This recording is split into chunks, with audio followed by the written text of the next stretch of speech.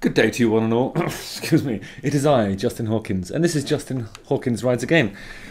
How come he's got another snazzy cardigan on? Well, this one actually belongs to me. I've never worn it before, and I think already Aunt Maud is making overtures towards it, so when I leave here in a few days I better make sure it is actually in my suitcase, because chances are old Maud's going to snaffle it for her collection. But anyway, let's stop talking about Aunt Maud and her fascination with knitwear. Today I'm talking about a band called Fanny. The song Blind Alley, performed in 1971. There's some brilliant footage of it on the internet. I'm already aware of it. I watched it a little while ago at the behest of my producer, and really enjoyed it then, and ready to discuss it with you right now. Justin Hawkins Rides Again. I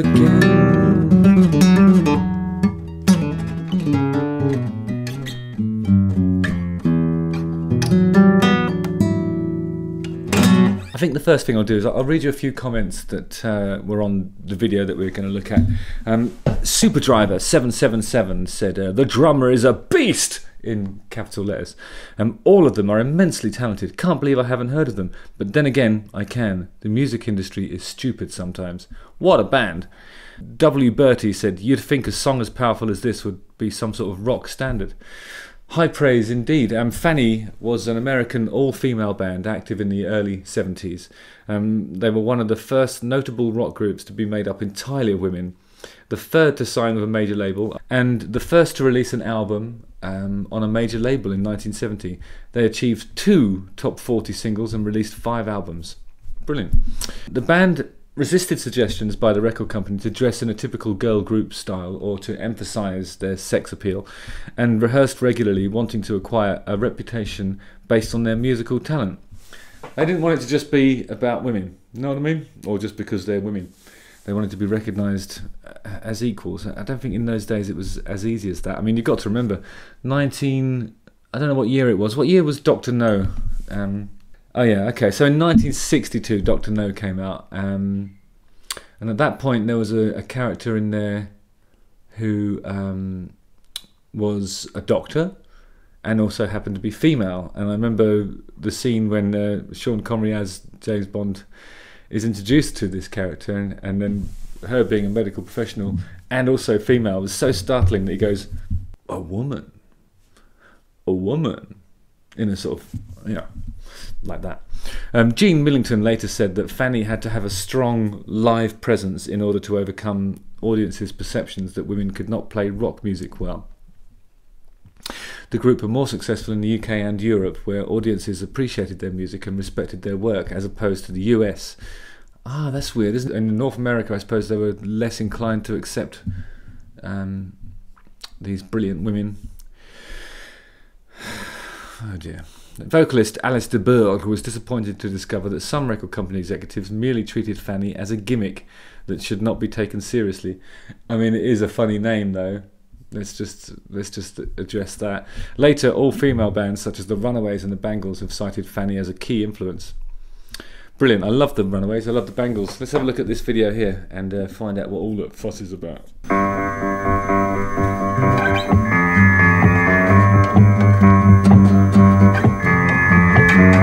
That's a hell of a riff.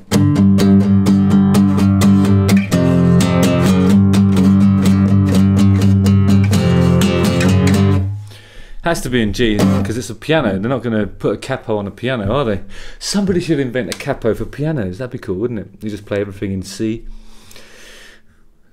No, that wouldn't work. Actually, it might work. I don't know.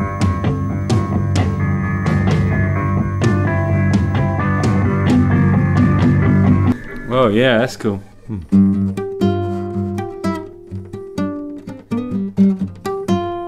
Something like that.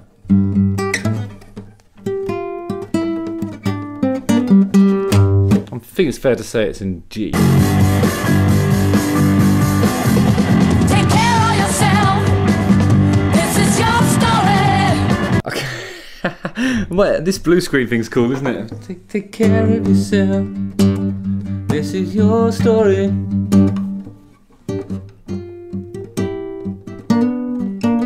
That riff there is reminiscent of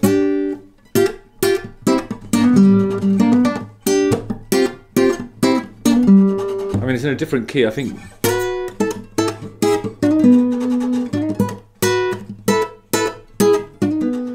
Or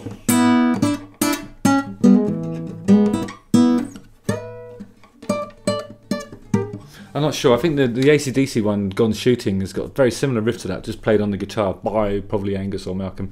So that what that piano's doing is it's pedaling on a G.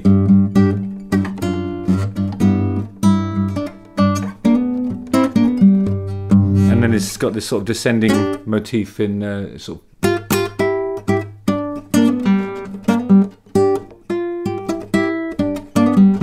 It's doing something like that. It just reminds me of Gone Shooting, the way that works, just pumping on the G, descending motif, and sort of bluesy stuff, but on a piano, you know, as opposed to a guitar. And probably about 6 years earlier. It's good, isn't it?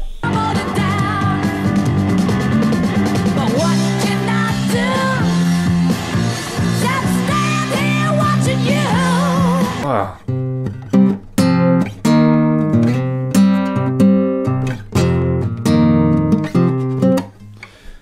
Wow, there's so much cool grate in her voice when she gets to that second section, which is C,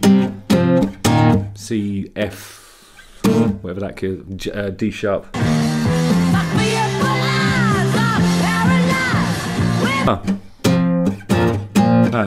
F to B flat.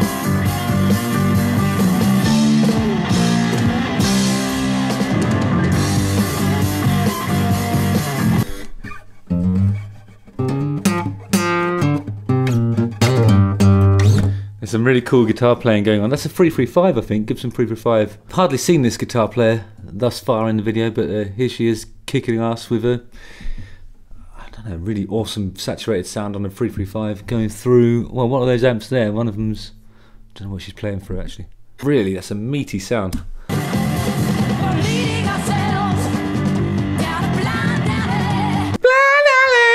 This is one of the higher harmonies. I'd actually love to be in this band.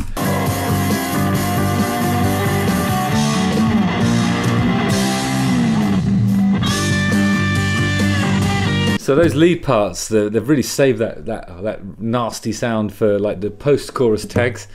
Now it's solo time. This is when she's gonna let rip and melt all of that fucking faces.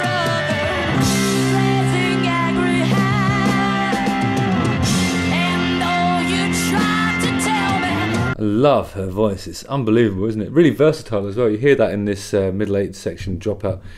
It starts off super clear. I see my Christian brothers, and then oh, God's lazy.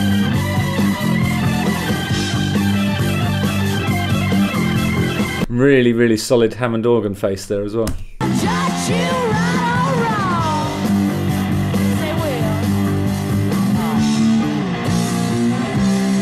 Just so meaty sounding, isn't it? It's awesome. I mean, this could be like the Kinks or something like that. Actually, like, you know, it's got all of the energy of the Kinks, isn't it? Oh no, what does this remind me of? This is this.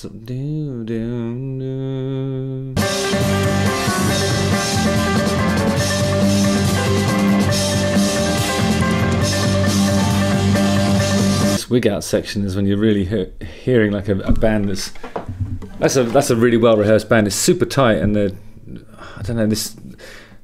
Hang on a second. I just want to listen to that again.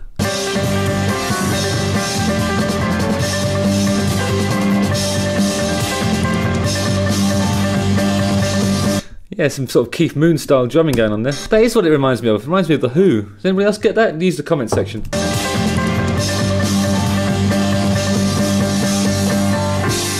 Wow. It takes loads of rehearsal and communication, eyeball communication, to be able to pull off something as tight as that at the end. It's awesome stuff. I would love to have seen this band, but sadly it was 4 years before I was born, and the world was a different place then. Much worse if you're a female musician. I mean, it's still not ideal now, I think.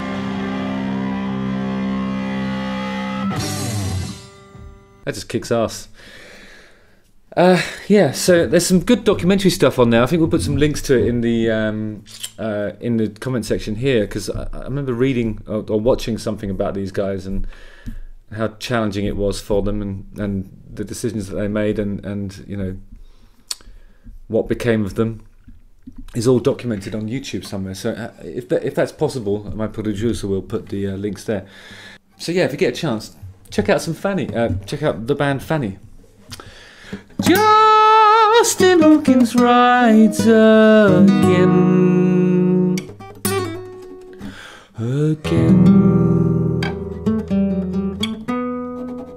Don't forget to like, subscribe, hit the bell for notifications, and watch one of these 2 videos. Nice.